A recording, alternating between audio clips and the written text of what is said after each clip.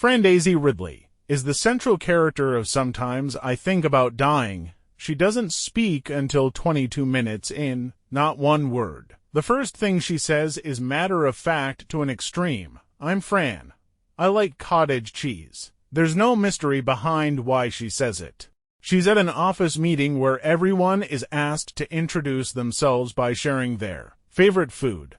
We've seen her make a meal of cottage cheese already. Everything else about her is a mystery and remains so. There's something refreshing about a film not feeling the pressure to explain. Billy Wilder once put together a list of tips for writers. One item being, a tip from Ernst Lubitsch, let the audience add up to +2. They'll love you forever. Sometimes I Think About Dying, directed in an intriguing style by Rachel Lambert, operates on this principle and is mostly successful. Fran lives in a small town in the Pacific Northwest. She works in an office, creating spreadsheets all day, surrounded by the banal conversations of her co-workers. Fran is mostly invisible in this close-knit group. The film really captures office jobs, even down to the excitement when someone brings in donuts for the group. At night, she pours a glass of wine, eats cottage cheese, does Sudoku, goes to bed, wash, rinse, repeat. But Fran has a secret. Her waking life is overrun by fantasies of seeing herself dead. She is a corpse in the forest. She lies dead on an empty beach. Bugs crawl over her body. She imagines herself being hung from a crane. These fantasies are alarming and quite literally suicidal. But she takes no action towards suicide as a goal. She doesn't seem particularly depressed. The film resists explanation. Into her suicidal ideation fugue state strolls a new co-worker, Robert Dave Merheje, who is a charming extrovert. He has no preconceived notions about her and doesn't treat her like she's invisible. They go to the movies. They go out for pie afterwards.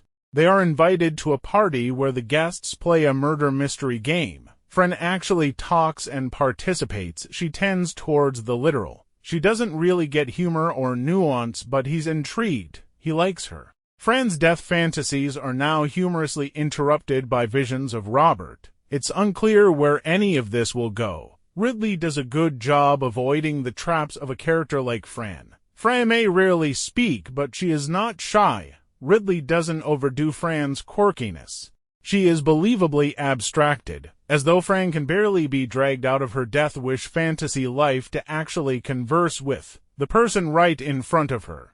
In Ridley's hands, Fran is not a bundle of awkward lonely girl cliches. She's an enigma. And Merheje is a delight as Robert. Robert seems like a very real guy with a feeling for people, an enjoyment of the moment, a gregarious ease in the world. It's somewhat mysterious why he would be drawn to a mostly silent woman like Fran. And the film's reluctance to explain any of this is admirable. But Sometimes I Think About Dying feels like it needs one more act to complete its arc. It's an unfinished bridge. The film attempts an eventual catharsis, but there's just not enough information to get us across the river. We're left hanging. This unfinished quality may be due in part to its origin story. Co-written by Stephanie Abel Horowitz, Kevin Armento, and Katie Wright Mead. Sometimes I Think About Dying is a full-length version of a 2019 award-winning short film. Directed by Horowitz, the short film, in turn, is based on a 2013 play by Armento called Killers, which features two unconnected yet intertwined stories, one of which is about a woman who dreams of dying. The film adaptation focuses only on the death wish character, excising the other narrative entirely. This might be why the end result feels unfinished. The gaps are intriguing, but 2 and 2 doesn't quite add up to 4.